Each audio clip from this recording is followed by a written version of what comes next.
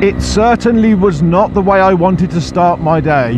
I did not want to start my Sunday morning by waking up to realise that my beloved 125 had been stolen.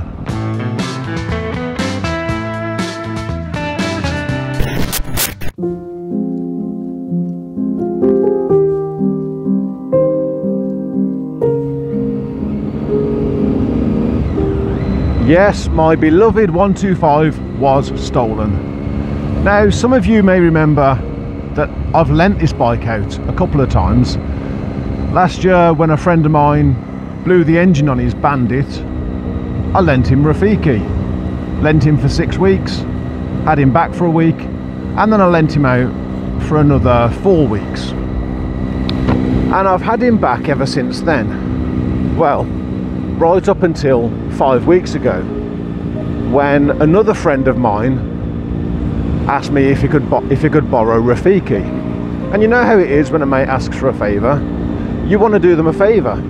So yeah, of course I lent him my bike, and I thought he was going to be safe over in Newton. In fact, we both thought he was going to be safe over in Newton.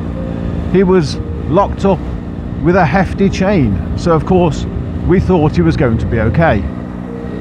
But then, a week ago now this is, last week, early hours of Sunday morning, at about 3:30, a couple of little shits I presume, don't know, but some people have come along, they've cut through the chain and they've taken the bike. Now, they must have had some hefty bolt croppers to cut through that chain. They've certainly come equipped for the job, but they've come along, cut the chain and took the bike. And certainly my biker viewers will know that when a bike gets taken, that's it, it's gone. You're not seeing it again. You know, the chance of you ever seeing a stolen bike again is so slim. Kind of had to make my peace with it very quickly. Now, when you get bad news and your heart sinks, you know that sinking feeling. This was one of the biggest heart sinks that I'd ever had. You know, it was just gut-wrenching. The fact that my bike had been taken, I had to make my peace with it, but damn, it was hard. But it did kind of answer a question at the same time. You see, when I got my big bike here, when I went away, did my test, and got my Daytona here, the plan was to get a big bike and then sell my little bike. Only I couldn't bring myself to sell my little bike, could I? And I always wondered, is it because it's Rafiki? Because, you know, by that point I'd had him almost 5 years. Rafiki's the bike that I learnt to ride on. You know, Rafiki, I'd done a lot of work, you know, both modifications and repairs for MOTs, some quite hefty repairs. So I did wonder, is my love of this bike because it's Rafiki? Or is it because it's a 125? Because I also love 125s. And I always thought it was both. It's definitely because it's Rafiki, but it's also definitely because it's a 125. So at this point then, I'd pretty much answered the question as to whether or not I could live without a 125, and come to the conclusion that there was still room in my life for a 125. I couldn't get rid of that gut-wrenching feeling of having had my bike stolen, of having lost Rafiki. But I thought to myself, maybe I could soften the blow a little by buying another one. So I jump on eBay and I start looking, but all I can think to myself is, these bikes, they're not Rafiki. But I still wanted a 125, so I continue looking. And then my friend's partner, she rings me and she says, Pete, we've found Rafiki. So I get on my big bike and I'm heading over to have a look at my 125. And I still, at this point, I still cannot believe that we'd got him back. And at the same time, my mind was also preoccupied with wondering just how bad is he? I mean, he's stolen recovered at this point. You know, he could be trashed, he could have significant panel damage, he could have been dumped in a stream and his engine could be flooded. I had all these things going around in my head, but at the same time, all I was thinking was, I'm glad I've got my bike back. And however bad he is, I'm going to fix this bike and I'm going to get him back on the road. Now, when your bike gets stolen and recovered, you can pretty much guarantee that your steering lock is going to be the first thing that would have gone. And this is no exception. I cannot put the steering lock on, and even if I could, it wouldn't work because the actual steering lock mechanism itself has been snapped. And you can pretty much guarantee that either your ignition barrel's been done, which mine hasn't, or they will cut your ignition wires and try to get the bike started that way. And that's exactly what they'd done with Rafiki.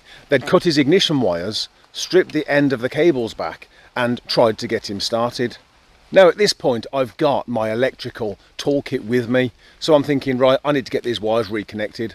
So I put on 4 new connectors, female connectors, onto the one side, and then realised that I didn't have any proper male connectors, so I had to use these shitty pre-insulated things that were far too big, and I had to crimp each one about 10 times, but it worked, they held, and I got the wires reconnected. But I'm convinced that whoever took the bike didn't get him started, because even with these wires reconnected, he was completely dead. There is a reason why he wouldn't have started, and I'm not going to go into it, because just in case there's any dodgy buggers watching, I don't want to give them any inside information as to how to start a bike. So I had 1 or 2 other jobs to do, and then his dashboard lit up. It was the most beautiful thing I'd ever seen. His dashboard lit up, my face probably lit up. It was in neutral, pressed the starter, and he started. Like the trusty steed that he has been for the last 6 years, he just started like nothing had ever happened. And then, once I got him home, I did put on some proper male connectors onto those wires. It is only a temporary fix, but it's enough to get the bike running. So what about any other damage that's been caused to the bike then? Well, I do need to give him a thorough clean, because he's been stored outside for the last 5 weeks, and I knew he would be when I lent him out, so I don't mind. But bikes don't fare as well when they're stored outside, so it does need a good clean. And of course now, right this minute, I'm using him in this terrible weather. But as far as panel damage goes, I haven't found any other damage to the bike. Now, I am, like I say, going to give him a thorough clean, and I may find some more damage, but as it stands, there's none at all. It literally is his ignition wires and his steering lock. So now I need to replace Rafiki's ignition barrel. In fact, the ignition barrel and the steering lock and the ignition wires are all one piece. So I need to replace that. And it doesn't look like it'll be too difficult of a job, although you do have to take off the clip-ons and the top yoke in order to do that job. But it shouldn't be too difficult. One thing that is playing up my OCD at the minute, however, is the fact that when I replace his ignition barrel, I'm then going to have 2 different keys. One for his ignition barrel, one for his fuel cap, and one for his seat. And whilst that's not the end of the world, and it is something that's, I guess I could live with, clearly I don't want to live with that. Clearly I don't want to have 2 keys, which means that I either need to find a way to replace that whole piece, replace that ignition barrel, but actually take the barrel out so that I've still got the same key, or I need to do a full lock swap where I change the ignition barrel, the fuel cap and the seat. Either way, I don't mind. I'm up for it. I'm gutted that he got stolen and that I've got to do this work, but the chances of ever getting him back were so slim, and yet we have him back. So what can I say? We've got him back. We've got to do a little bit of work. I'm going to crack on and get that work done.